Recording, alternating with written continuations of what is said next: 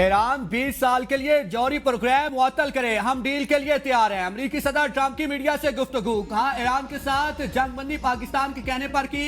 मुख्तलिफ ममालिक ने भी जंगबंदी की दरख्वास्त की थी, मैं खुद जंगबंदी के हक में नहीं था, हमने ये पाकिस्तान के लिए एक फेवर के तौर पर किया। चंद दिनों में ईरानी तेल खरीदने वाली चीनी कंपनीज पर आयद पाबंदियां उठाने का फैसला करूंगा। नाकाबंदी के जरिए हमने ईरान की तिजारत रोक दी है। अब नए हुर्मस के जरिए ईरान यौमिया $500 मिलियन का कारोबार कर रहा था। अमेरिका को मालूम है कि ईरान ने अपने हथियार कहां मुंतकिल किए, सब एक दिन में खत्म हो जाएगा। चीनी सदर ने ईरान के मुकाबले पर मदद की पेशकश की है। चीन खित्ते में इस्तेहकाम और तवानाई की आजाद नकलो हरकत को बरकरार रखना चाहता है। अमेरिकी सदर ट्रंप की एक बार फिर पाकिस्तानी वजीर आजम और फील्ड मार्शल की तारीफ। इस्लामाबाद मुज़ाकरात नाकाम नहीं हुए, अमरीकी रवैये की वजह से मुश्किल मरहले में है। ईरानी वज़ीर ख़ारजा अब्बास अराग़ची की नई दिल्ली में प्रेस कॉन्फ्रेंस, कहा ईरान कभी एटमी हथियार बनाना नहीं चाहता। ईरानी जौहरी प्रोग्राम पुरअमन है। 2015 के मुआहिदे का मकसद पुरअमन एटमी प्रोग्राम था। अमरीका ने मुआहिदा ख़त्म करने की कोई वजह नहीं बताई। हमारे पास अमरीकियों पर एतबार करने का कोई जवाज़ नहीं। किसी भी डील से पहले तमाम चीज़ें वाज़े होनी चाहिए। मुज़ाकरात और जंग दोनों के लिए तैयार हैं, जंग बंदी बरकरार रखना चाहते हैं। अमेरिका संजीदगी दिखाए, ईरानी सिर्फ इज्जत की जुबान समझते हैं। किसी भी दबाव और कार्रवाई के खिलाफ मुजाहमत करेंगे। अमेरिका 40 रोजा जंग के बाद अपने मकासद हासिल करने में नाकाम रहा। किसी भी मसले का हल अस्करी तरीके से नहीं मुमकिन। हमने बहुत सी खूनरेजी जंगों में खुद का दिफा किया। अब नए हुर्मस सिर्फ दुश्मन ममालिक के लिए बंद है। भारत को फैसला करना है कि उसने हमारे साथ कैसा ताल्लुक रखना है। अक़वाम मुत्तहिदा की सलामती कौंसिल में इस्लाहात नागुज़ीर हैं। सिंगापुर से 11 पाकिस्तानी और 20 ईरानी शहरी वतन वापस पहुंच गए। नायब वज़ीर आज़म इसहाक़ डार कहते हैं कि अमरीकी कब्जे वाले जहाजों से 11 पाकिस्तानियों की कामयाब वतन वापसी होगी। पाकिस्तानियों के साथ ईरान के 20 शहरी भी सिंगापुर के रास्ते रिहा करा लिए गए हैं। रिहा होने वाले तमाम अफराद बैंकॉक से इस्लामाबाद के लिए रवाना आज रात पहुंचेंगे। इस्लामाबाद पहुंचने के बाद ईरानी भाइयों को उनके वतन रवाना किया जाएगा। नायब वज़ीर आज़म इसहाक़ डार का सिंगापुर, थाईलैंड और अमरीकी की हुकूमतों का ताउन का शुक्रिया, कहा कि ईरानी वज़ीर ख़ारजा अब्बास अराग़ची का पाकिस्तान पर एतमाद करने पर शुक्रिया अदा करते हैं। वज़ारत ख़ारजा, वज़ारत दाखिला और पाकिस्तानी सिफारती मिशन की कोशिशें काबिल सताइश हैं। सऊदी अरब के मशरिक़ वस्ता ममालिक और ईरान के दरमियान अदम जारियत से मुतालिक मुआहिदे की तजवीज़ पर इत्तेहादी ममालिक से बातचीत। बरतानवी अखबार फाइनेंशियल टाइम्स की रिपोर्ट के मुताबिक तजवीज़ का मकसद ईरान जंग के खात्मे के बाद खिते में कशीदगी के खात्मे के तरीकों पर गौर करना है। खलीजी रियासतों को तशवीश है कि जंग के बाद उन्हें न सिर्फ ज़्यादा सख्तगीर ईरानी हुकूमत का सामना करना पड़ सकता है, कई यूरोपीय ममालिक और यूरोपीय यूनियन के इदारों की सऊदी तजवीज़ की हिमायत। खलीजी ममालिक पर भी तजवीज़ की हिमायत पर जोर। दो मगरबी सिफारतकारों का कहना है कि रियाज 1970 की दहाई के अमल को मुमकिना मॉडल के तौर पर देख रहा है, जिसने सख्त जंग के दौरान यूरोप में कशीदगी कम करने में किरदार अदा किया। मुत्तहिदा अरब अमारात ने सऊदी अरब और कतर को ईरान के खिलाफ मुश्तरका फौजी कार्रवाई के लिए कायल करने की कोशिश की, मगर नाकाम रहा। ब्लूमबर्ग की रिपोर्ट के मुताबिक अमारात के सदर शेख मोहम्मद बिन जैद का मौक़िफ़ था कि खिते के ममालिक को मिलकर ईरान के हमलों का जवाब देना चाहिए, मगर सऊदी अरब और कतर ने इसे अपना मामला ना समझते हुए हामी ना बनने का फैसला किया। बानी पीटीआई से मुलाकात, सेनेट और कौमी असम्बली में अपोजिशन रहनुमा यकसबान। राजा नासिर अब्बास की बानी से मुलाकातों के लिए 3 अरकान पर मुश्तमिल कमेटी बनाने की तजवीज़। सेनेट इजलास में कायदे हिज़्ब इख्तिलाफ ने कहा कि कमेटी में हुकूमत और अपोजिशन दोनों के नुमाइंदे शामिल होने चाहिए। कमेटी बानी पीटीआई और दीगर सियासी कैदियों से मुलाकात करे और अपनी रिपोर्ट ऐवान में पेश करे। किसी को हक ना मिलना जुल्म के मुतरादिफ है। ओपोजिशन लीडर कौमी असम्बली की हुकूमत को बानी से मुलाकात के लिए पीर तक की मोहलत। महमूद खान अचकज़ई ने कहा कि हुकूमत बताए बानी से मुलाकात कब करवाएंगे, इन्हें मर्सी के अस्पताल कब मुंतकिल किया जाएगा। हुकूमत का यही रवैया रहा तो पीर को असम्बली ना चली तो जिम्मेदार भी हुकूमत होगी। चेयरमैन पीटीआई बैरिस्टर गौर ने कहा कि बानी पीटीआई की फैमिली ने यकीन दहानी करवाई थी कि बाहर निकलकर बात तक नहीं करेंगे। अक्टूबर से लेकर आज तक कोई मुलाकात नहीं करवाई गई, ये तशवीशनाक है। बानी की मुलाकात सियासी मसला नहीं कि हुकूमत यकीन दहानी कराए। कौमी असम्बली और सेनेट में हुकूमती अरकान का मौक़िफ़। मुशीर वज़ीर आज़म राना सनाउल्लाह ने कहा, बानी पीटीआई और बुशरा बीबी को बेहतरीन इलाज मुहैया किया जा रहा है। कानून में इजाज़त नहीं कि मुलाकातों को सियासी मकासद के लिए इस्तेमाल करे। कामयाब हो जाए तो वो इनकलाब कहलाता है, नाकाम हो तो गद्दारी कहलाता है। एक जमात बार बार विफाक पर हमला करे, इस रवैये को बार बार दोहराने से बेहतरी नहीं आती।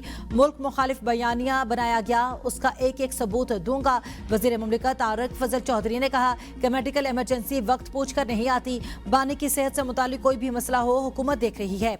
हम गुज़श्ता रोज अपोजिशन लीडर की वजीर आजम से मुलाकात कराना चाहते थे। ब्रांड वाला ही पिंकी के लिए फंदा बनेगा। ड्रग क्वीन के मोबाइल का फ्रांसिक कराया। 869 नंबर बरामद हुए। 132 नंबर्स कराची के हैं। इन नंबर्स में से 240 की लोकेशन मिल गई है। एडिशनल आईजी आसाद खान की न्यूज कॉन्फ्रेंस, कहा कि ये नेटवर्क सिर्फ कराची सिंध तक महदूद नहीं, अफ्रीका के लोग भी शामिल हैं। लाहौर में 6 से 8 गैर मुल्की अफराद नेटवर्क चला रहे थे। 20 खवातीन भी नेटवर्क का हिस्सा है। 9 राइडर्स की शिनाख्त। 8 का ताल्लुक पंजाब से है। मुलजमा के घर पर छापा मारा, वहां से भी मंशियात मिली।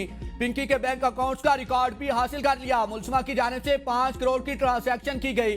सबसे बड़ी ट्रांसैक्शन इना के नाम से हुई। पिंकी की गिरफ्तारी के हवाले से गैर जिम्मेदारी पर 3 लोगों को मुअत्तल किया। नई तहकीकाती कमेटी बनाई। 12 मई को विफाकी असास इदारे ने इंटेलिजेंस बुनियाद पर ऑपरेशन किया। पिंकी को गिरफ्तार करके 1.5 किलो कोकेन और केमिकल बरामद किया। तफ्तीश में पता चला सिर्फ सिंध में 20 मुकदमात है। 6 मुकदमात में अनमोल उर्फ पिंकी बरी हो चुकी हैं। सिंध में होने वाले मुकदमात में 17 पुरानी हैं। कोकेन क्वीन अनमोल उर्फ पिंकी के खिलाफ एक और मुकदमा दर्ज। मजमूई तादाद 18 हो गई।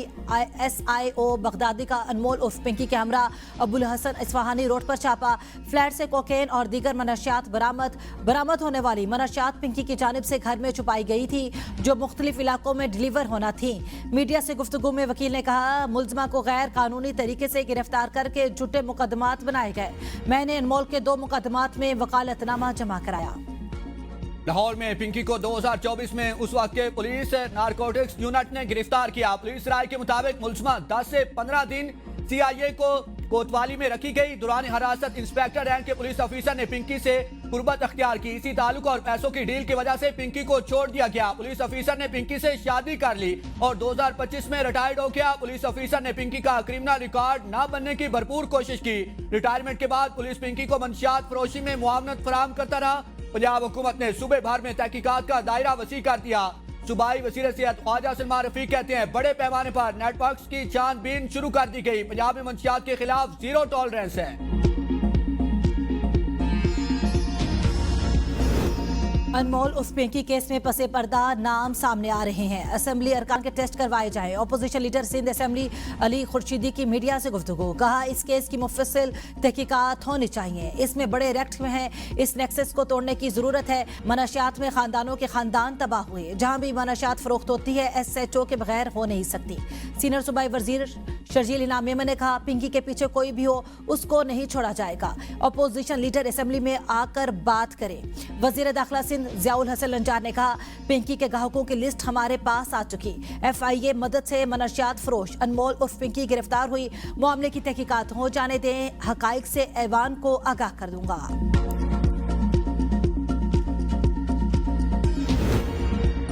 पंजाब में कारोबारी मराकज़ रात 8 बजे बंद करने की पाबंदी खत्म। पंजाब हुकूमत ने औकात में नरमी कर दी। आज से मार्केट्स की 8 बजे तक की पाबंदी नहीं होगी। इक़दाम का मकसद ताजिर बरादरी को रिलीफ फराहम करना है। वक्त की पाबंदी खत्म करने से शहरियों के लिए आसानी होगी।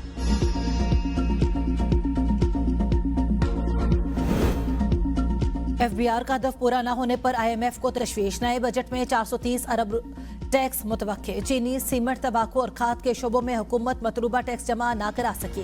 FBR के लिए 15,267 अरब रुपए टैक्स वसूली का हदफ तजवीज़। पेट्रोलियम लीवी से 1,727 अरब रुपए जमा किए जाने का इम्कान। गैस टैरिफ और बिजली की कीमतों में इजाफे की तजावीज़ भी ज़ेर गौर। हुकूमत ने IMF को महसूलात में इजाफे और टैक्स चोरी की रोकथाम के लिए मुतअद्दिद यकीन दहानियां करा दी। चीनी, सीमेंट, तंबाकू और खाद के शोबों में 160 अरब रुपए से ज़ायद टैक्स गैप है। FBR टैक्स वसूली बेहतर बनाने के लिए नए निजाम बारे IMF को ब्रीफिंग दी। बड़े टैक्स ना दहिंदगान की निशानदही CRM सिस्टम के जरिए की जाएगी। ब्रीफिंग में बताया गया, FBR ने 431 नए ऑडिटर्स भर्ती किए हैं।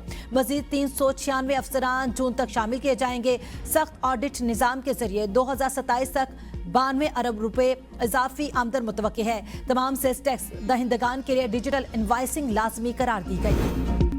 IMF ने पाकिस्तान पर 11 नई शराइत आयद कर दी। स्पेशल इकोनॉमिक जोन और स्पेशल टेक्नोलॉजी जोन्स के लिए टैक्स मराहत मरहलावार खत्म करने पर इतफाक। स्पेशल टेक्नोलॉजी जोन्स की तमाम माली मराहत 2035 तक खत्म करने का मंसूबा। आइंदा माली साल के बजट में गैस और बिजली की कीमतों में रद्दोबदल शामिल।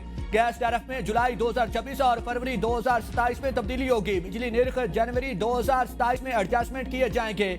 नैब को मजीद खुद मुख्तार और शफाफ बनाने की शर्त भी शामिल। रिपोर्ट के मुताबिक मजमूई तौर पर IMF प्रोग्राम की शराइत 55 हो गई।